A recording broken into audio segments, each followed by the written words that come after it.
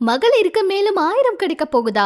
அதிரடியா அறிவிச்சிருக்காரு முதல்வர். யார் யாருக்கெல்லாம் கிடைக்கும்னு தெரியுமா? வாங்க என்னாச்சுங்கிறத பார்க்கலாம். தமிழக அரசோட மிக முக்கியமான திட்டமான மகளிர் உரிமை தொகை திட்டத்தின் கீழ் இப்ப சுமார் 1.13 கோடி பெண்கள் மாதம் 1000 ரூபாய் பெற்று பயனடைஞ்சிட்டு இருக்காங்க.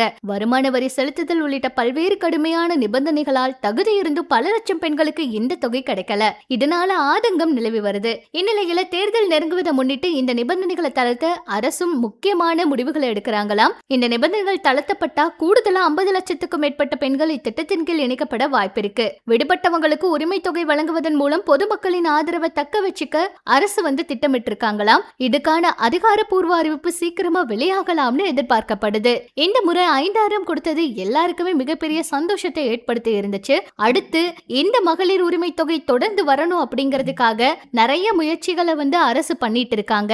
அடுத்த முறை யார் ஜெயிச்சாலுமே 2000 அப்படின்னாலும் முதலமைச்சர் மு.க. ஸ்டாலின் அவர்கள் இந்த முறை மகளிருக்கு நிறைய நலத்திட்டங்கள் செய்திருக்கிறதுனால மகளிர் ஓட்டு எல்லாமே திமுகக்கு தான் அப்படிங்கிற மாதிரி கருத்து கணிப்புகளும் வெளியாகிருக்கு. என்ன நடக்க போகுதுன்னு பொறுத்திருந்து பார்க்கலாம். இதுவரைக்கும் 1000 ரூபாய் கிடைக்காத நிறைய பேருக்கு இனி அந்த 1000 ரூபாய் கிடைக்க போகுதுன்னு சொல்லியிருக்கிறது பத்தி உங்களோட கருத்துக்களை சொல்லுங்க.